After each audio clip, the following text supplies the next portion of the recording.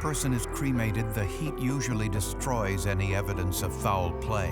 At least, that was the theory, until a scientist in Texas found a way to test cremated remains, and in so doing, made forensic history.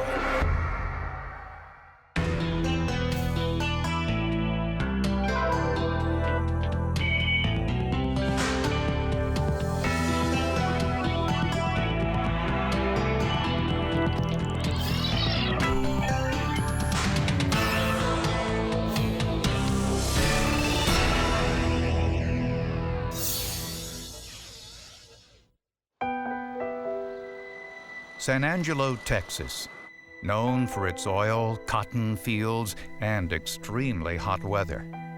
It's great country. There's a lot of rural area to it. Of course, the biggest problem they have out there is you don't get a whole lot of rain. Olgie and Lita Nobles ran the town's air conditioning business, and they had no shortage of customers. Perhaps it was the strain of both living and working together, but the two didn't always see eye to eye. It was that kind of different relationship where there was love involved, but you couldn't tell it from the outside. Mr. Nobles had a real drinking problem, and they argued like cats and dogs. At the age of 70, Olgie died after a lengthy illness. Shortly after the funeral, his wife Lita checked herself into a hospital. She hadn't been feeling well for weeks. I was just sick, just vomiting all the time. Just deathly sick at my stomach, and I just get weaker and weaker, and got to where I couldn't walk. Lita blamed the stress of her husband's death for her illness, but doctors found nothing wrong and released her. Within days, the nausea and vomiting returned, and Lita developed another symptom: numbness in her fingers and toes. I woke up one night and I was so sick, and I got up, tried to get in the chair, and of course my legs didn't hold me, and I just went down the floor. Lita went to the hospital once again. This time, doctors performed a whole battery of tests and found the problem. Lita had been poisoned. The level of arsenic in her system was 3 times higher than a lethal dose. It made you wonder who in the world it could be that was doing it. Arsenic is a tasteless, odorless element used in rat poison. Lita could think of only one person who could have done this: her husband, Olgie. They loved each other, but it's one of those marriages that stayed rocky all the time. You know, they just fought back and forth all the time. And she did say that he's probably the one that did it.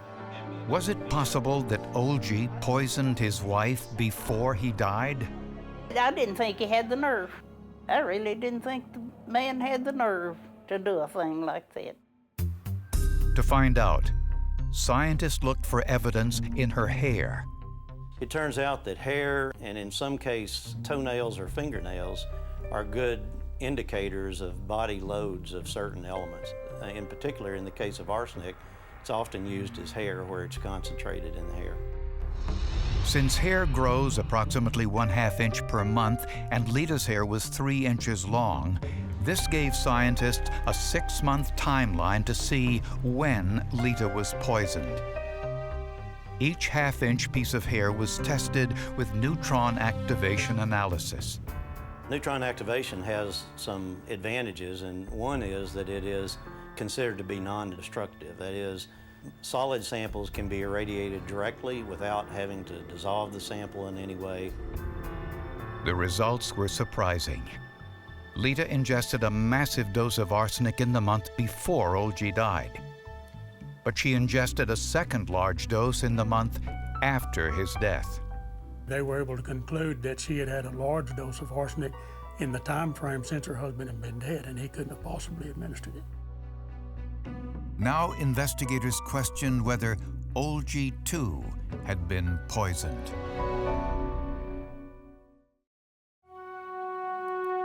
Tests on Lita Noble's hair indicated she ingested large doses of arsenic in the month before and month after her husband's death. At one time, arsenic was an ingredient in rat poison, but it's no longer used for that purpose.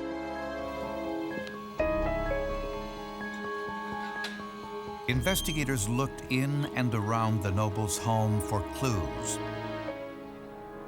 We took samples of the water, we took samples from their septic tank system, and we tested all the different things in the house to be sure that we could positively prove that they didn't get the poisoning from something that was in the house accidentally. We did find arsenic in one item, was an antacid. The actual concentration in there was sublethal, but it certainly would be toxic. With Lita's permission, investigators exhumed her husband's body 5 months after he died. His autopsy revealed lethal doses of arsenic in all of his major organs.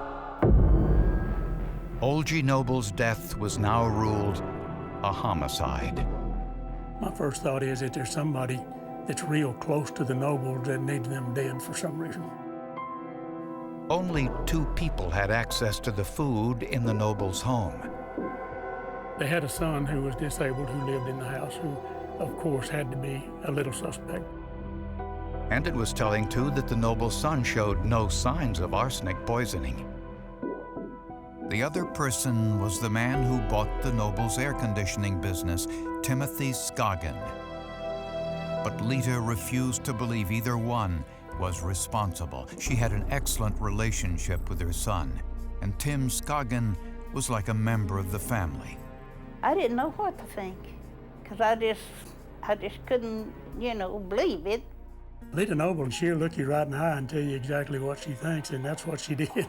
She looked us right in the eye and told us Tim Scoggin wasn't doing that. We were on the wrong track, and that he'd never do that. She trusted him completely.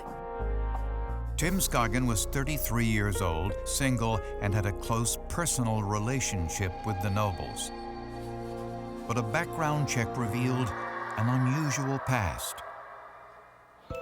Before buying the Nobles' business, Scoggin lived in Llano, Texas, about 130 miles away. While there, he met 2 elderly sisters, Catherine and Cordelia Norton, the last surviving members of an old Texas family that made millions mining granite. The 2 sisters never married and lived in a large mansion while running separate businesses. 75-year-old Catherine was the younger of the 2. Her nickname was Girly. She was very frilly, very ladylike. Catherine ran a flower shop and met Tim Scoggin while he was working for a local funeral home.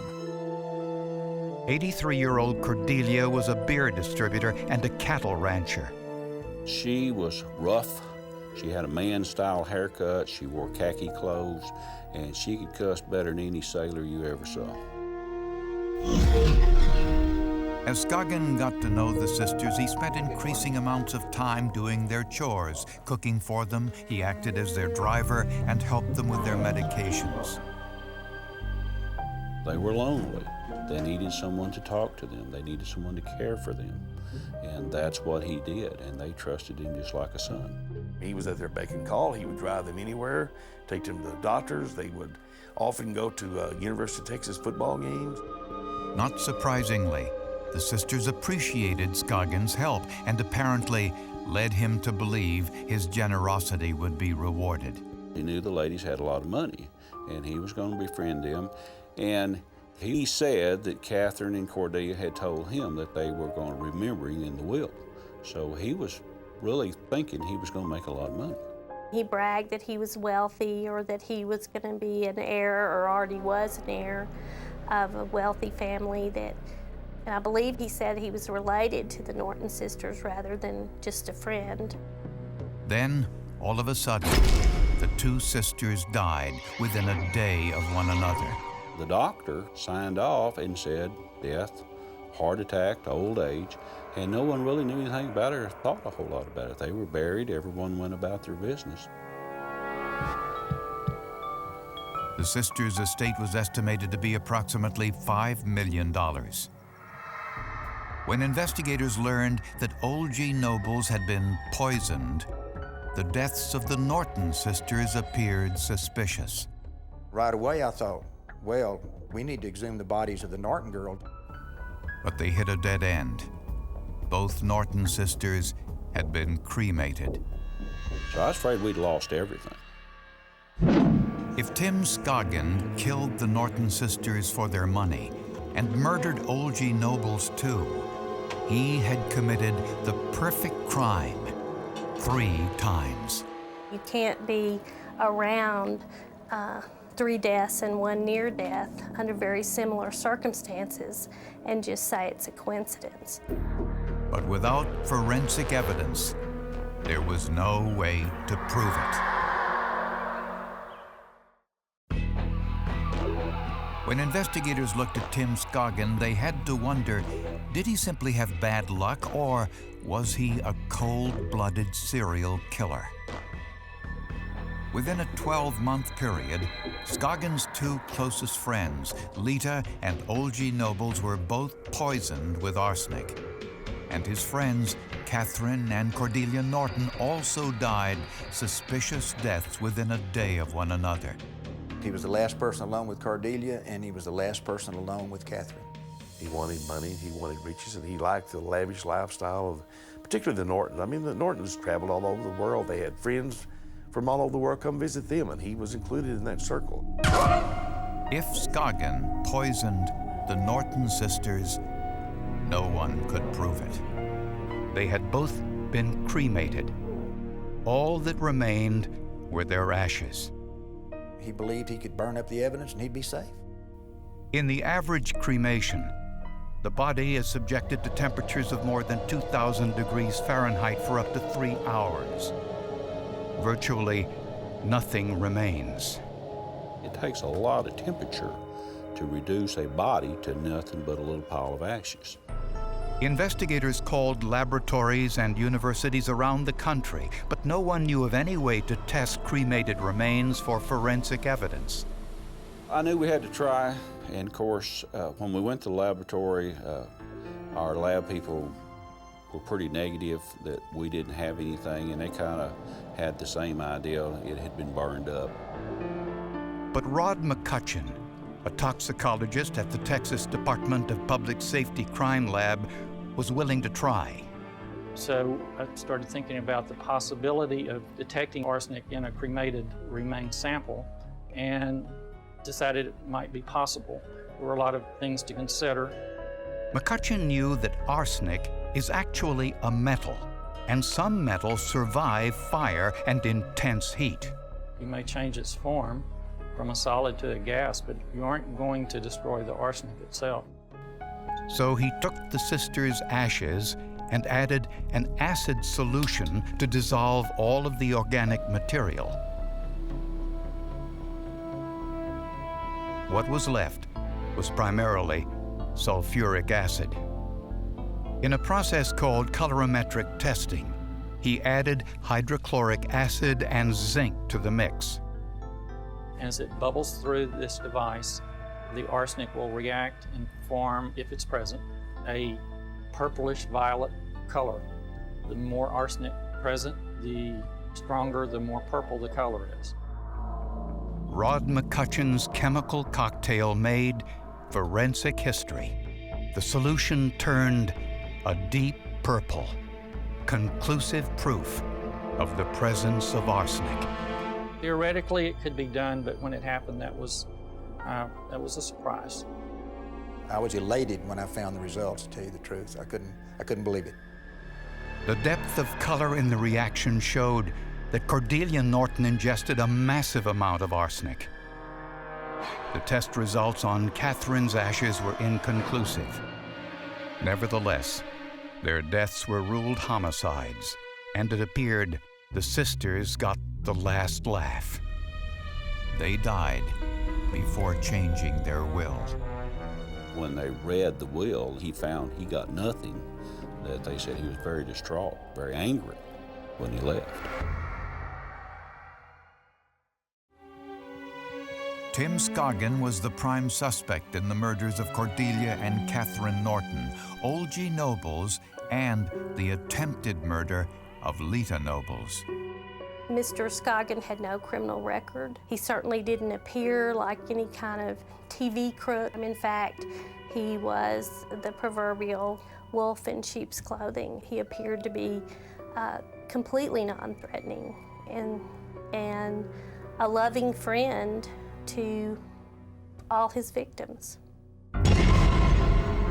Investigators found arsenic in some antacids in Lita's home, but couldn't find out where it came from until the owner of a local supermarket called to offer some information. He said when he saw Scoggin's picture in the newspaper, he remembered selling him a large amount of rat poison. He even remembered the brand, Cowley's Original Rat and Mouse Poison. He remembered Mr. Scoggins coming in looking for some sort of poison to kill varmints of some kind. I think he didn't buy it that day, but he came back several days later and bought more than one bottle. I don't recall how many.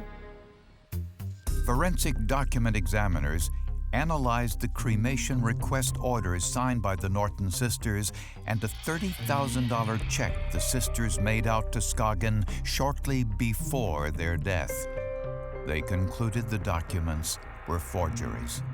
It was written during the time of the death, which made it even more suspicious because the ladies were extremely ill at this time, and they wasn't in the stage of just giving away $30,000 because they were deathly ill. Prosecutors believe that Scoggin set his sights on the Norton sisters almost from the minute he met them. The Norton sisters liked Scoggin, and he would often eat meals and stay overnight in their hillside mansion. Prosecutors think Scoggin poisoned them after he learned the sisters planned to include him in their will. As a mortician, Scoggin had access to the necessary paperwork to forge the sisters' names on cremation papers. But in a forensic first, scientists found a huge amount of arsenic in the ashes. When Scoggin learned the sisters had left him out of their will, he was angry but undeterred. For his trouble, Scoggin forged a check on the sisters' account for $30,000, discovered later by forensic experts.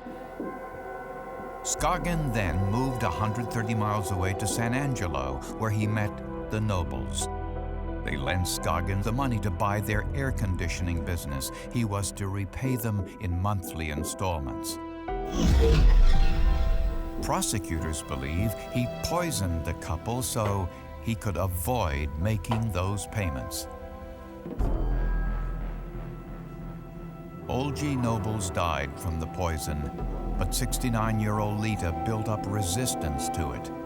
This lady was so tough, her inner strength was so strong, her will to live was so strong, and her body was able to absorb this and build up a tolerance to it. But probably, if you had 10 people out there, 9 of those 10 would probably died from it. Had Lita died, police would never have questioned the cause of her death or her husband's. So they would never have made the connection to the Norton sisters. The big mistake he didn't finish out Lita, or he would have gotten away scot-clean, and nobody would have ever known the difference. Tim Scoggin was arrested and charged with murder and intent to commit murder. He's a very effeminate kind of a man. In fact, when he talked on the phone, people thought he was a woman, and he passed himself off as secretary sometimes and called himself Kim. By his voice, you couldn't tell the difference. He had to be a cold, calculating individual. I've talked to a lot of serial killers, but this guy here was the cold-bloodedest, most ruthless killer that I dealt with. Scoggin was convicted and sentenced to 2 life sentences. People kill for money. It's the root of all evil. It really is. That is absolutely true. That's all he done it for was money. Lita Nobles still suffers from the poisoning. To this day, she has trouble walking. Yes, I'd get angry sometimes. I'd get to thinking about it, and at first I couldn't talk about it. I'd just go to crying. I just couldn't talk about it. Now, scientists all over the world can test cremated remains for various substances, thanks to the hard work and dedication of the scientists involved in this case. People sit around trying to think of the perfect crime, and one could say that he nearly did commit 4 nearly perfect crimes, and there were just a few mistakes. I'm not a chemistry major, but I just felt like I hate to lose, and I hate to see someone get away with a crime, and so it just happened to work out, and I was very blessed that it did. Even though that in this case the perpetrator had gone out of his way to try to destroy the evidence was persistent, and it was still there even after cremation.